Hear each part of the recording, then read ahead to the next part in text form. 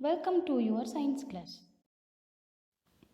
Today, you are going to learn the topic matter and materials. Students, in previous class, we studied about the three states of matter, materials, and fibers. Isn't it? Yes. Can you tell me what are materials? மெட்டீரியல்ஸ்னா என்னன்னு சொல்ல முடியுமா? Yes. A material is a mixture of substances that constitute an object. ஒரு பொருளை உருவாக்குறதுக்கு நம்ம பயன்படுத்தக்கூடிய பொருட்களின் கலவையை தான் நம்ம மெட்டீரியல் அப்படின்னு சொல்கிறோம் இல்லையா? And also we studied about the three essentials of our daily life. That we need food, dress, and many other goods for our daily life, isn't it? Yes. In that, for making dress, we need fibers. இப்போ நம்ம தினசரி வாழ்க்கைக்கு தேவையான தேவைகள் என்னென்னு பார்த்தோம். அதில் first இருக்கிறது வந்து உணவு, அடுத்து ஆடை, அதாவது ட்ரெஸ். அதுக்கப்புறம் அந்த ரெண்டு மட்டும் இல்லாமல் நமக்கு இன்னும் நிறைய பொருட்கள் தேவைப்படும் நம்மளோட தினசரி வாழ்க்கையில். அதில் ஃபஸ்ட்டு நம்ம என்ன பார்த்தோன்னா ட்ரெஸ். அது மேக் பண்ணுறதுக்கு நமக்கு எது தேவை அப்படின்னு பார்த்தோன்னா ஃபைபர்ஸ் இல்லையா? Yes. Let's have small recap on fibres. As we all know that we need fibers to make clothes. துணி நம்ம உருவாக்கணும்னா அதுக்கு நமக்கு கண்டிப்பாக ஃபைபர் தேவைன்னு பார்த்தோம் இல்லையா? Yes. So tell me, what is fibre? Yes, you are correct. Fibre is a thin thread of natural or artificial substances. அதாவது இயற்கையாகவோ இல்லை செயற்கையாகவோ, natural R artificial,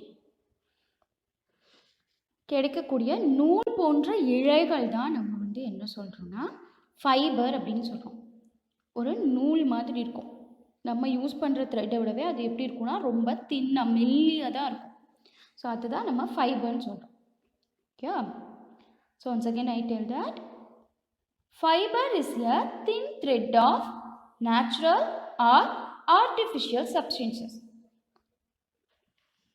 And it is used to make cloths with the help of power looms or weaving machines. போன கிளாஸ்லேயே பார்த்தோம், நமக்கு clothes make பண்ணணுன்னா என்ன தேவைப்படும்? Weaving மிஷினோ இல்லை power looms தேவைப்படும். ஸ்டெப் பை ஸ்டெப்பாக தான் அந்த ஃபைபரை நம்ம என்னவா மாற்றுவோம்னா ஃபேப்ரிக்காக மாற்றுவோம் இல்லையா? எஸ்.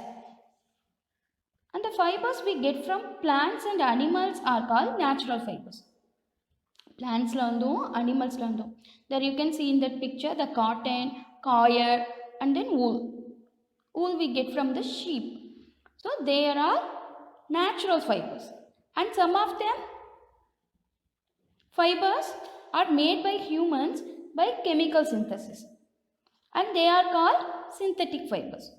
ஸோ இந்த மாதிரி மனுஷங்களால் உருவாக்கப்படக்கூடிய ஃபைபர்ஸை தான் நம்ம என்ன சொல்கிறோன்னா சிந்தட்டிக் ஃபைபர்ஸ் ஆர் ஆர்டிஃபிஷியல் ஃபைபர்னு சொல்கிறோம். And they are used for many ways. நிறைய வழிகளில் அந்த ஃபைபர்ஸ் என்ன ஆகுதுன்னா நமக்கு யூஸ் ஆகுது. For making ropes, mattress, pillows and so many varieties of dresses. So இதெல்லாம் நமக்கு இந்த ஃபைபர்ஸ் யூஸ் ஆகுது.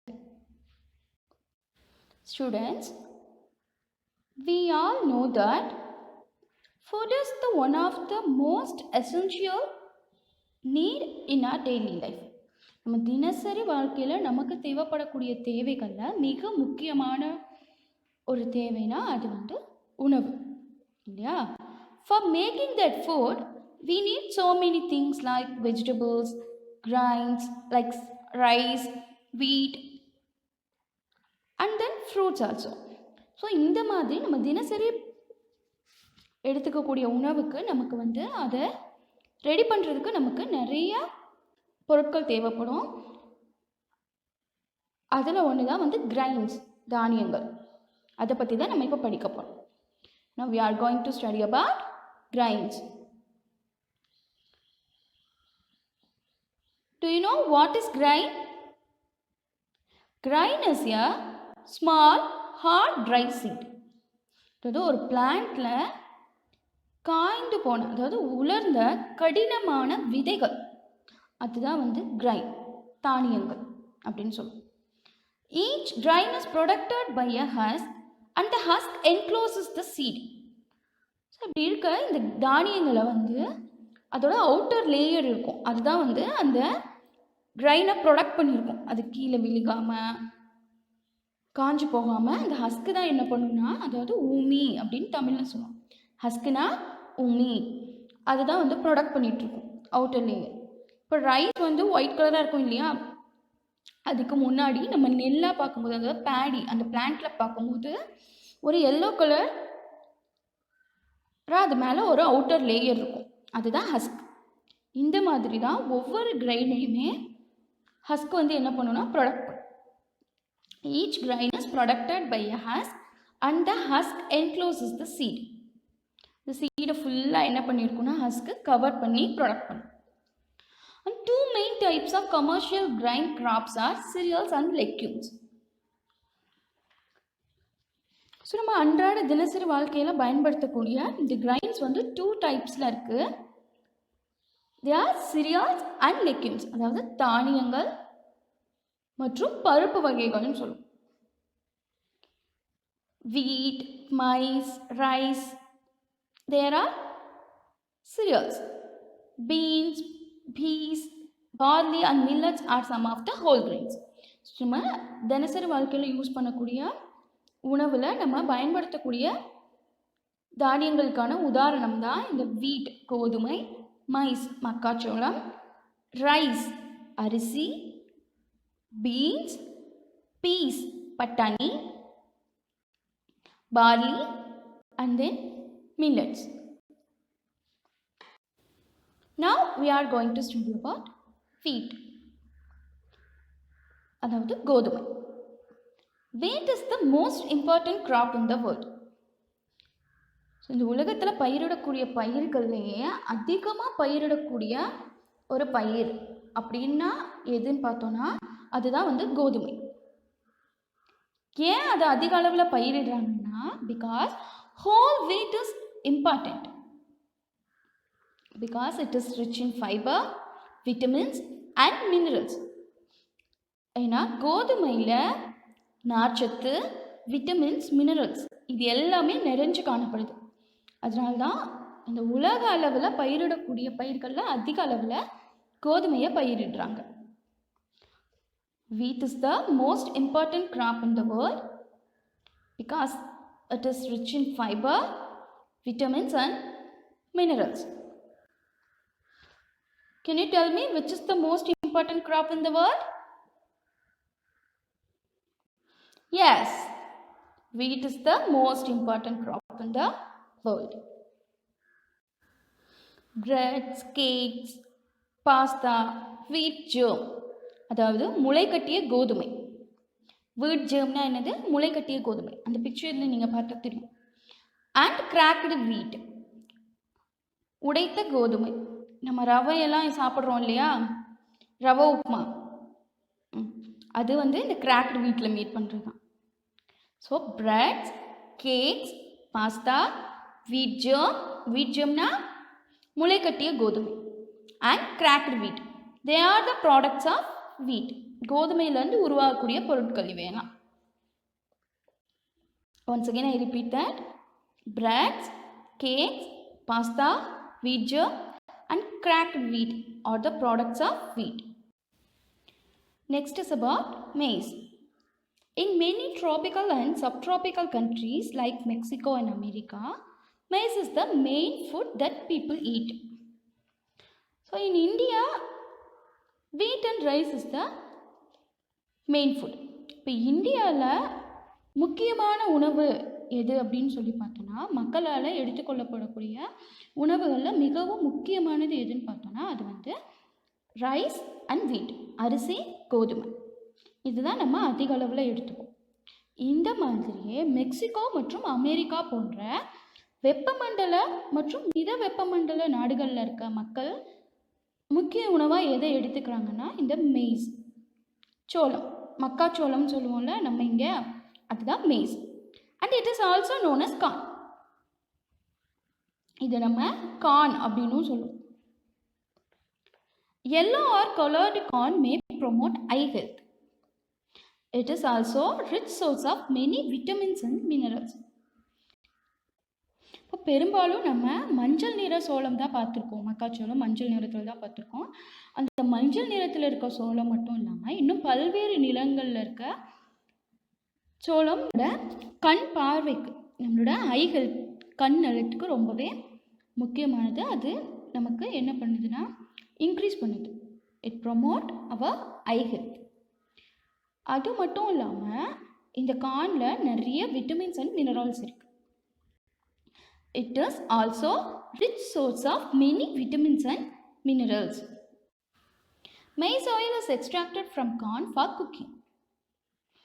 சமையலுக்கு பயன்படுத்தக்கூடிய எண்ணெயும் நம்ம கார்ன்லேருந்து எக்ஸ்ட்ராக்ட் பண்ண முடியும், எடுக்க முடியும். அதுதான் maize oil. And corn syrup is used as sweetener instead of sugar in many products.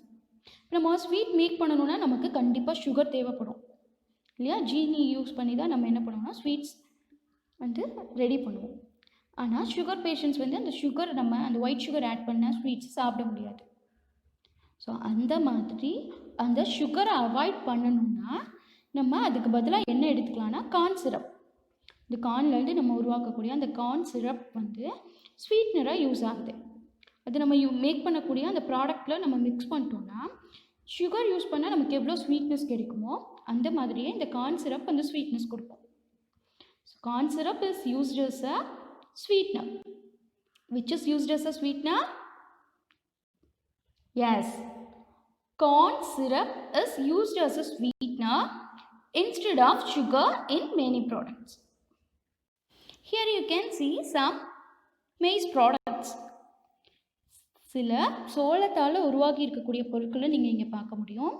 That is sweet corn, breakfast cereal, tortilla chips, taco and maize oil.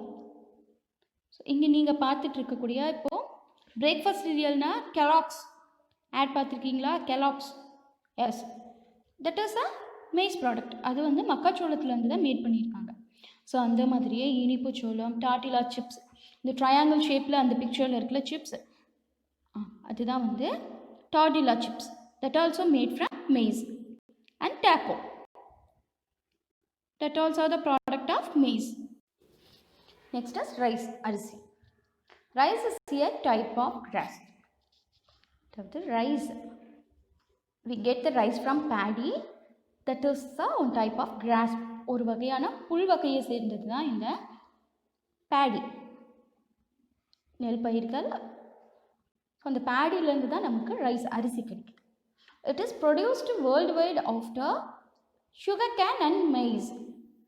மக்காச்சோளம் மற்றும் கரும்புக்கு அடுத்தபடியாக உலக அளவில் அதிகமாக பயிரிடக்கூடிய ஒரு பயிர் அப்படின்னு சொல்லி பார்த்தோன்னா அது வந்து ரைஸ் தான்.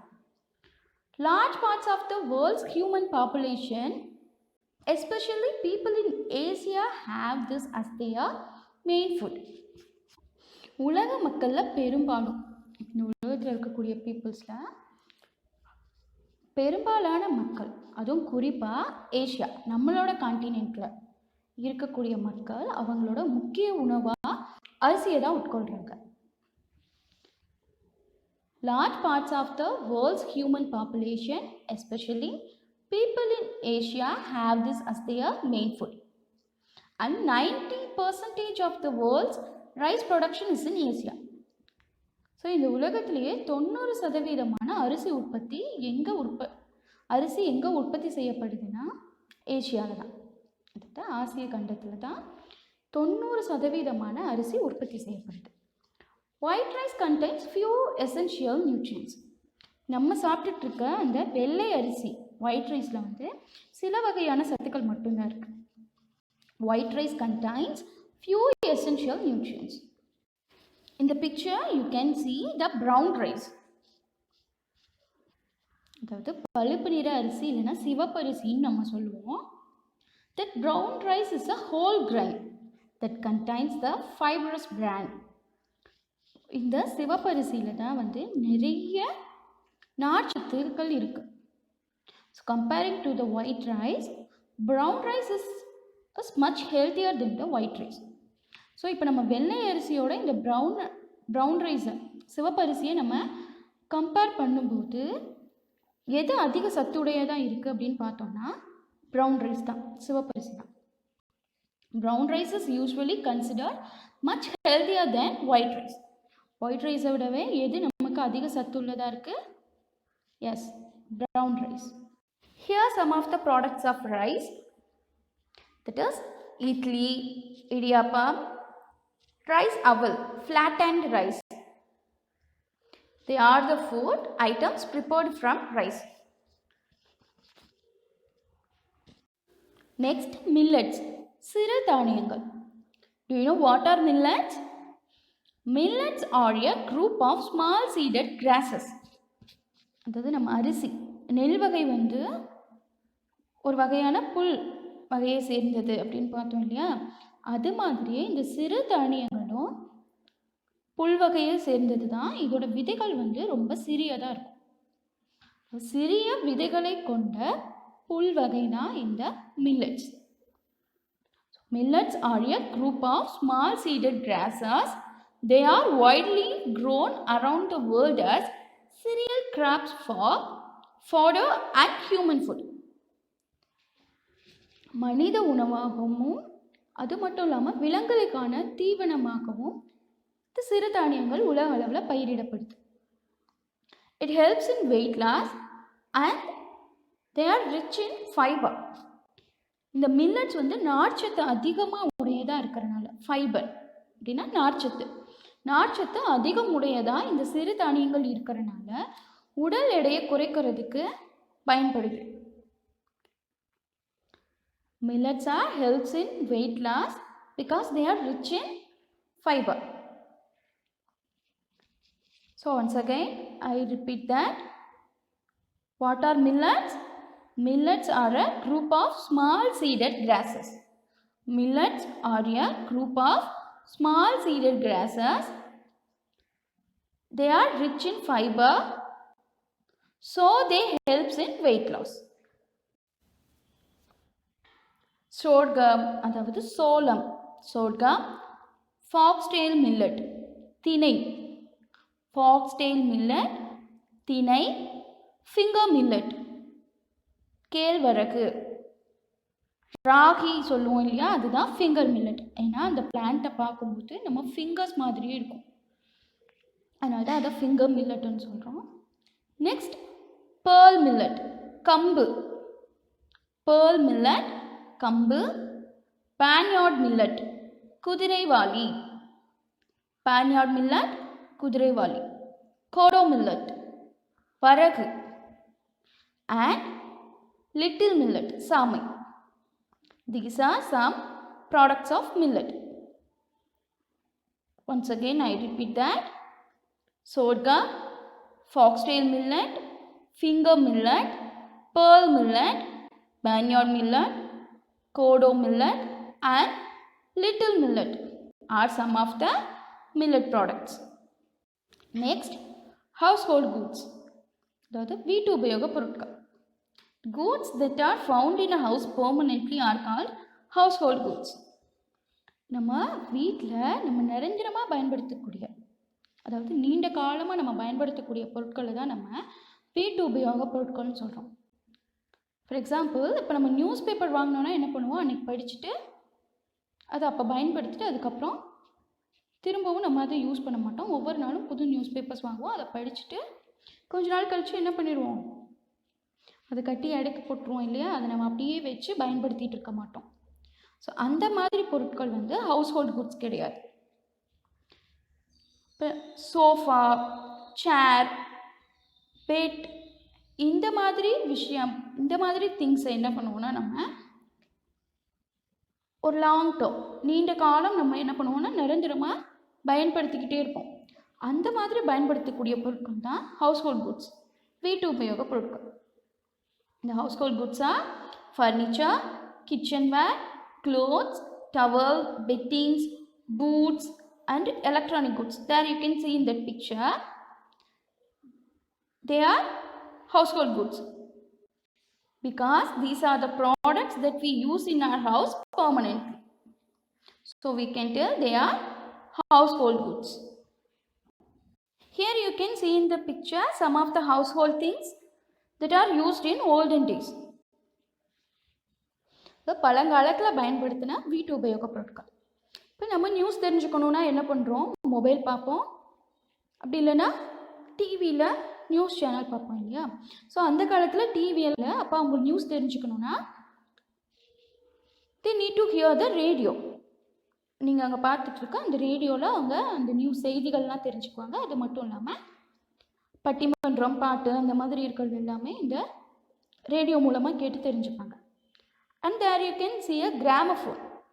இப்போ நமக்கு பாட்டெல்லாம் நம்ம கேட்கணும் அப்படின்னா என்ன பண்ணுறோன்னா, மெமரி கார்டு யூஸ் பண்ணி அதில் ஸ்டோர் பண்ணிவிட்டு அட்வான்ஸ்டு வெர்ஷன் மீடியா பிளேயர்ஸ், அது மட்டும் இல்லாமல் நம்ம மொபைல்லையும் நம்ம ஸ்டோர் பண்ணி வச்சு பாட்டெல்லாம் கேட்குறோம். ஆனால் அப்போது ஓல்டன் டேஸில் அந்த பீப்புள்ஸ் பாட்டு கேட்க எது யூஸ் பண்ணாங்கன்னா இந்த gramophone. And the kerosene stove and the wall clock, big wall clock are the household things that are used in olden days.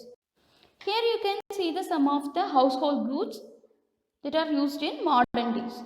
Induction stove, microwave oven, refrigerator and the washing machine. These are the household goods that are used in modern days. Student, tell me what happens if you put your coin in water?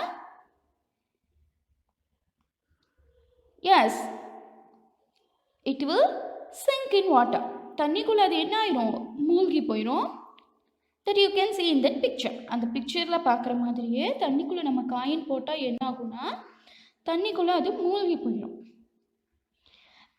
If we put a water bottle in water, what will happen? இதுவே நம்ம water பாட்டிலை தண்ணியில் போட்டால் என்ன ஆகும்? It will float in water. It will float on water. தண்ணிக்கு மேலே என்ன ஆகும்னா அது மிதம். Because the weight of the coin is greater than the upthrust. That means when an object is immersed into a liquid, the liquid exerts an upward force on the object. It is known as upthrust. அதாவது அப்தஸ்ட்னா என்னன்னா மேல் நோக்கு விசை. இப்போ தண்ணிக்குள்ள ஒரு பொருள் மூழ்கும் போது அது என்ன ஆகும்னா அந்த தண்ணீர் என்ன பண்ணுன்னா அந்த பொருளுக்கு மேல் நோக்கு விசையை கொடுத்து அதை மேலே கொண்டு வரும். ஓகே, அதுதான் அப்த்ரஸ்ட்னு சொல்லுவோம். When an object is immersed into a liquid, the liquid exerts an upward force on an object. It is known as upthrust. So அப்படி அந்த அப்வர்ட் ஃபோர்ஸ் வந்து காயினோட வெயிட்டோட கம்பேர் பண்ணும்போது காயினோட வெயிட் அதிகமாக இருக்கும், அப்த்ரஸ்ட் கம்மியாக இருக்கும். அந்த மேல்நோக்கு விசை குறைவாகவும் அந்த நாணயத்தோட எடை வந்து அதிகமாகவும் இருக்கிறனால தான் அது தண்ணிக்குள்ளே என்ன ஆகுதுன்னா மூழ்கி போயிடுது. But the weight of the empty water bottle is less, so it floats. So அந்த அப்த்ரஸ்ட்டை விட எம்டி வாட்டர் பாட்டிலோட வெயிட் வந்து என்ன ஆகுதுன்னா குறைவாக இருக்குது. அதனால தான் அது வாட்டரில் என்ன ஆகிட்டு இருக்குன்னா மிதந்துட்டு இருக்கு. So once again I repeat the definition of upthrust. When an object is immersed into a liquid, the liquid exerts an upward force on an object. It is known as upthrust. Whether an object floats or sinks is determined by its density. ஒரு பொருள் மூழ்குதோ இல்லை மிதக்குதோ அது வந்து அந்த பொருளோட அடர்த்தியை பொறுத்து தான் அது என்ன ஆகுதுன்னா அது மூழ்கிறதும் மிதக்கிறதும் நடக்குது. Next we are going to study about solubility of solids in water. திடப்பொருட்கள் நீரில் எப்படி கரையக்கூடியதாக இருக்குது, திடப்பொருட்களோட நீரில் கரையும் திறன் பற்றி தான் நம்ம இப்போ பார்க்க போகிறோம். Some substances like salt and sugar completely dissolve in water. And we say that these substances are soluble in water. So இப்போ நம்ம ஃபஸ்ட் பிக்சரில் நீங்கள் பார்க்குற வந்து it is a sugar solution. அந்த வாட்டரில் சுகர் என்ன ஆயிருக்குன்னா ஃபுல்லாக டிசால்வ் ஆகிருக்கு. அது மாதிரியே நம்ம தண்ணிக்குள்ளே உப்பு போட்டு கலக்கணுன்னா என்ன ஆகும், அது தண்ணியில் ஃபுல்லாக கரைஞ்சிரும் இல்லையா? ஸோ இந்த மாதிரி வாட்டரில் ஃபுல்லாக கரைஞ்சி போகக்கூடிய டிசால்வ் ஆகக்கூடிய பொருட்களை நம்ம என்ன சொல்கிறோம்னா நீரில் கரையும் பொருட்கள் அப்படின்னு சொல்கிறோம். Some substances completely dissolve in water and we say that these substances are soluble in water. Other substances do not dissolve in water even after visited for long time. நம்ம அந்த செகண்ட் பிக்சரில் பார்க்குற மாதிரி சாண்ட் வாட்டரில் போட்டு எவ்வளோ நேரம் நம்ம கலக்கிட்டு இருந்தாலும் அது வாட்டரில் என்ன ஆகாதுன்னா கரையவே கரையாது, ஃபுல்லாக டிசால்வ் ஆகவே ஆகாது. நம்ம எப்படி போட்டோமோ அதே அளவு அப்படியே இருக்கும். These substances are insoluble in water. So இந்த மாதிரி இருக்க பொருட்களை நம்ம என்ன சொல்லுவோம்னா நீரில் கரையா பொருட்கள் அப்படின்னு சொல்லுவோம். The substances which do not dissolve in water, they are insoluble in water. Next is about mixing. Certain liquids are heavier dense than the other liquids. சில திரவங்கள் மற்ற திரவங்களை விட அடர்த்தி அதிகமானதாக இருக்கும். When you attempt to mix liquids which have different densities, they separate when you stop mixing them. இந்த மாதிரி அடர்த்தி வேறுபட்டு இருக்க திரவங்களை நம்ம ஒன்றோட ஒன்று கலக்க முயற்சி பண்ணும்போது நம்ம அந்த மிக்ஸ் பண்ணுறதை ஸ்டாப் பண்ணிட்டோன்னா அது என்ன ஆயிரும்னா தனித்தனியாக செப்பரேட் ஆகிடும், தனித்தனியாக பிரிஞ்சிடும். There you can see in that picture, when we try to mix the oil in the water, it will separate. இப்போ நீங்கள் அந்த படத்தில் பார்க்குற மாதிரி நம்ம ஆயில் என்ன பண்ணணும்னா வாட்டரில் கலக்க முயற்சி பண்ணோன்னா ஆயில் என்ன ஆயிரும்னா தனியாக செப்பரேட் ஆகி அது ஒரு லேயராகவும் கீழே வாட்டரையும் நம்மளால் பார்க்க முடியும் இல்லையா? Because the heavier liquid deposit at the bottom and the lighter liquid floats on the top. So எதோட அடர்த்தி அதிகமாக இருக்கோ அந்த லிக்விட் பாட்டம்லேயும், எதோட அடர்த்தி அதாவது டென்சிட்டி கம்மியாக இருக்கோ அந்த லிக்விட் டாப்லேயும் என்ன ஆகும்னா ஃப்ளோட் ஆகும், மிதந்துட்டு இருக்கும். Like that coconut oil in water, there you can see in that picture. அந்த பிக்சரில் பார்க்குற மாதிரி எப்படி ஆயிலும் வாட்டரும் செப்பரேட் ஆகி அதில் ஆயில் ஃப்ளோட் ஆகிட்டு இருக்கோ அந்த மாதிரி தான் டிஃப்ரெண்ட் டென்சிட்டிஸ் இருக்க லிக்விட்ஸை நம்ம மிக்ஸ் பண்ணும்போது ஒன்றோட ஒன்று பிரிஞ்சிருக்கும். Not only the density, the substances with different chemical properties will not mix. இந்த டென்சிட்டி மட்டும் இல்லாமல் அதோட வேதித்தன்மை மாறுபட்டு இருந்தாலும் ஒன்றோட ஒன்று என்ன ஆகாதுன்னா கலக்காது. இதே சிமிலர் கெமிக்கல் ப்ராப்பர்ட்டிஸ், அதாவது சேம் கெமிக்கல் ப்ராப்பர்ட்டிஸ் இருந்துச்சுன்னா அது என்ன ஆகும்னா ஒன்றோட ஒன்று மிக்ஸ் ஆகிருக்கும். நம்ம மில்கில் வாட்டர் ஆட் பண்ணுவோம்ல, ஸோ மில்க் ஒரு லிக்விட், வாட்டர் ஒரு லிக்விட், இது ரெண்டையும் மிக்ஸ் பண்ணும்போது என்ன ஆயிரும்னா ஒன்றோட ஒன்று மிக்ஸ் ஆகிருக்கும். Because they have the same chemical properties, so they can mix. But the oil and water have different densities and different chemical properties, so they will not mix. Here is your assignment, that is in page number 120. Page number 120 la irukku. Match the following and true or false. I have to read the question and write whether they are true or false in your homework note with the question. Page number 120ல் இருக்க match the ஃபாலோயிங்கும் true or ஃபால்ஸும் உங்கள் homework நோட்டில் எழுதணும். அந்த கொஷினை read பண்ணி ஆன்சரோடு சேர்த்து எழுதணும். Thank you students. We will meet in the next class.